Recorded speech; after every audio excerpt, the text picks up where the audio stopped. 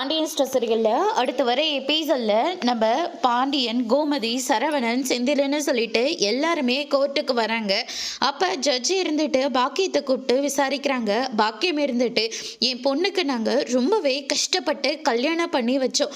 ஆனால் கல்யாணம் பண்ண நாளில் இருந்து இவங்க எல்லாரும் சேர்ந்துக்கிட்டு என் பொண்ணை அடித்து கொடுமை பண்ணி வரதட்சணை கேட்டு எல்லா வேலையும் என் பொண்ணு மட்டும்தான் இழுத்து போட்டு செஞ்சுக்கிட்டு இருக்குவா.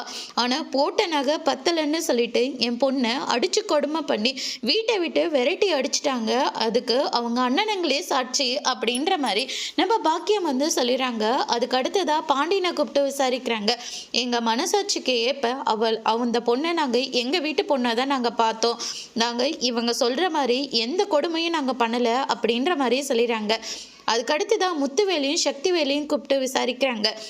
ஒரு பொண்ணை வீட்டுக்கு வாழ வந்த பொண்ணை கொடுமை பண்ணுற அளவுக்கு பாண்டியன் ஒன்றும் அவ்வளோ மோசமான ஆள் இல்லை அப்படின்ற மாதிரி வந்து சொல்லிடுறாங்க.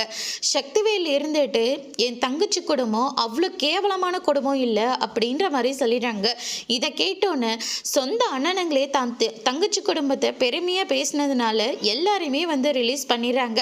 பாண்டியனும் கோமதி இருந்துட்டு இருக்கிற கோவத்தை எல்லாத்தையும் மறந்துட்டு எங்கள் குடும்பத்துக்கு ஒன்றுன்ன உடனே வந்து எங்களை காப்பாற்றி விட்டீங்கள, நாங்கள் இதை மறக்க மாட்டேங்கண்ண அப்படின்னு சொல்லிட்டு கோமதி கையெடுத்து கும்பிட்டு கேட்குறாங்க. அதோட இன்னைக்கான பிரம்ம முடிச்சிருக்காங்க.